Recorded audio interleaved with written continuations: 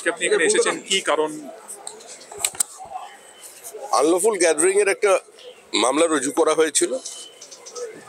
সেই মামলায় অভিযুক্ত হিসেবে আমি, দিলীপ ঘোষ, রূপা গাঙ্গুলি, লকেট চ্যাটার্জি চারজন আছি বলে আমি জানি। রাজু বন্দ্যোপাধ্যায় আছে। এরকম অনেক মামলা তো থাকে।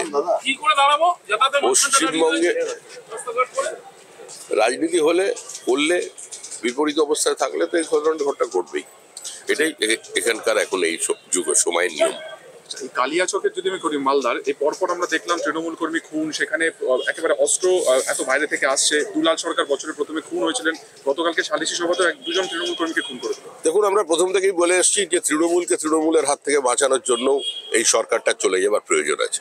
আপনি গত 3 বছরের স্ট্যাটিস্টিক্স নিন, সেখানে দেখা যাচ্ছে যে সবচেয়ে বেশি খুন হয়েছে তৃণমূল কংগ্রেসের কর্মী। 90% বেশি রাজনৈতিক খুন হয়েছে তৃণমূল কংগ্রেসের কর্মী।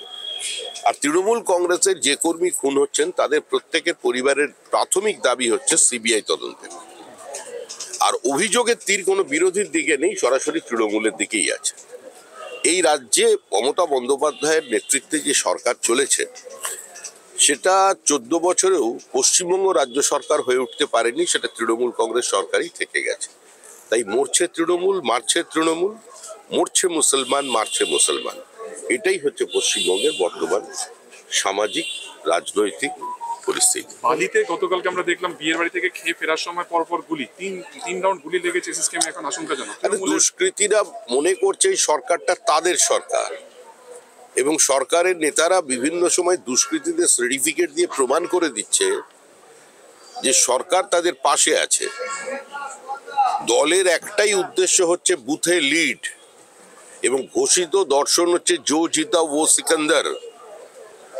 বীরভূমের যে পুলিশ অফিসারকে অনুব্রত মণ্ডলকে দিয়ে মানে অশ্রাব্য গালিগালাজ করানো হয়েছিল, সেক্ষেত্রে পুলিশ তো কোনো ব্যবস্থা নিতে পারলো না। শোনা যায় জনান্তিকে যে সর্বোচ্চ পুলিশ কর্তা নাকি চেষ্টা করেছিলেন, কিন্তু তিনি পারেননি। আজকে তাকে ট্রান্সফার করে দেওয়া হলো, কার্যত সেটা একটা পানিশমেন্ট পোস্টিং। তার অর্থ এটা বুঝিয়ে দেওয়া হলো যে অনুব্রত মণ্ডল যেটা করেছিল ওটা দলের কর্মসূচির মধ্যে পড়ে। তো এইটা যদি পরিস্থিতি হয়, তাহলে এই ধরনের গুলি চলবে। গুলি যে আগে চলেনি, বাম জমানায় চলেনি, কিংবা তার আগে কংগ্রেসের জমানায় চলেনি, এরকম তো নয়। একটা সময় সিপিএম স্লোগান দিত 72-এর সন্ত্রাস এই সেই প্রিয়দাস স্লোগান ছিল।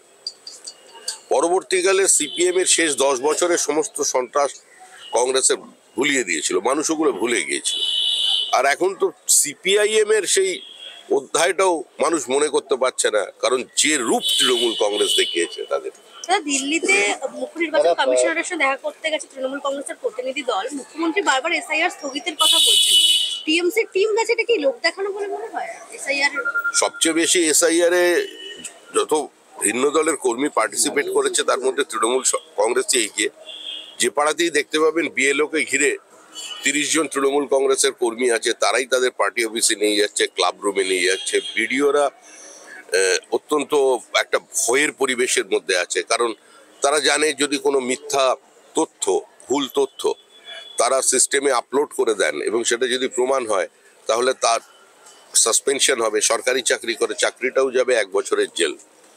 তারা মানসিক চাপ নিতে পারছে না। আমরা নির্বাচন কমিশনকে আগেও জানিয়েছি বিষয়টা দেখার জন্য।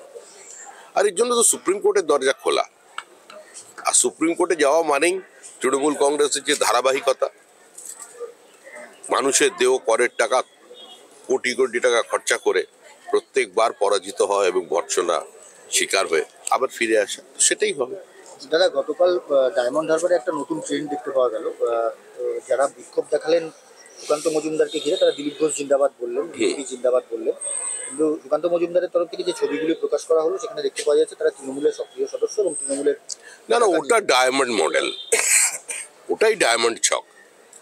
ওখানে ওই রকমই হয়। এর আগে আমাদের সর্বভারতীয় সভাপতি জেপি নাড্ডার গাড়ির ওপরে পাথর বৃষ্টি হয়েছিল।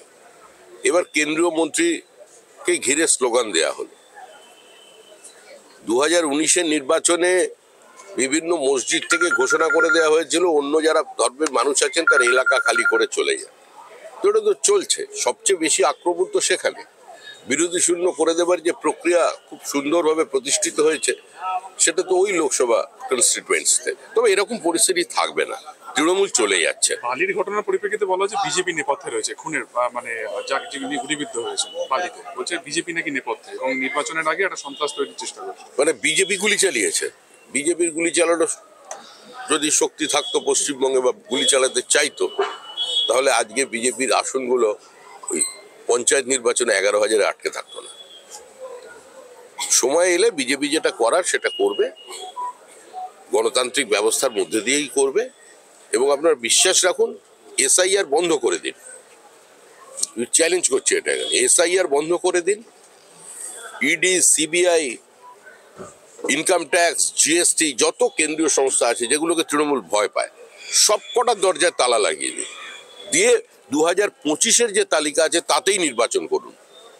তারপরেও তৃণমূল হারবে। তৃণমূল হেরে গেছে, তৃণমূল হারছে, তৃণমূল হারতে চলেছে।